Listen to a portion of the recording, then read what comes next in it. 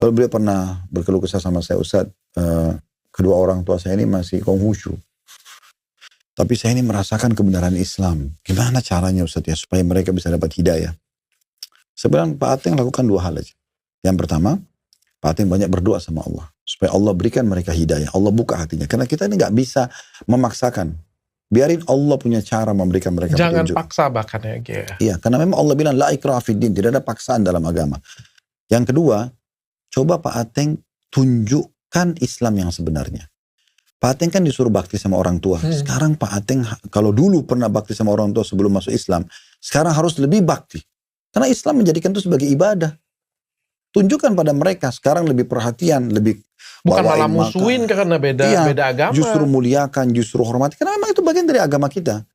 Sebelum anak-anak yang lain datang, pada saat diundang, Pak Ateng datang duluan. Ada kebutuhan mereka sakit, Pak Ateng yang penuhi. Sama mau kita, tunjukkan itu.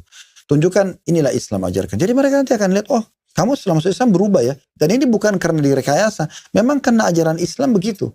Disuruh lebih jujur, disuruh amanah, disuruh tanggung jawab, disuruh bakti. Kan gitu, disuruh memaafkan. Itu yang perintah agama semua kok.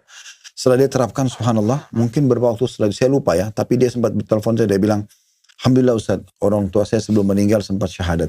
Dua-duanya masuk Islam. Lalu beliau pernah berkeluh kesah sama saya, Ustaz, kedua orang tua saya ini masih Konghucu. Tapi saya ini merasakan kebenaran Islam. Gimana caranya Ustaz ya supaya mereka bisa dapat hidayah? Sebenarnya Pak Ateng lakukan dua hal aja. Yang pertama, Pak Ateng banyak berdoa sama Allah. Supaya Allah berikan mereka hidayah. Allah buka hatinya. Karena kita ini gak bisa memaksakan. Biarin Allah punya cara memberikan mereka petunjuk. Jangan paksa bahkan ya. Iya, karena memang Allah bilang la ikraha fiddin, tidak ada paksaan dalam agama. Yang kedua, coba Pak Ateng tunjukkan Islam yang sebenarnya. Pak Ateng kan disuruh bakti sama orang tua. Sekarang Pak Ateng, kalau dulu pernah bakti sama orang tua sebelum masuk Islam, sekarang harus lebih bakti. Karena Islam menjadikan itu sebagai ibadah. Tunjukkan pada mereka sekarang lebih perhatian, lebih bukan malah musuhin karena beda agama. Justru muliakan, justru hormati. Karena memang itu bagian dari agama kita.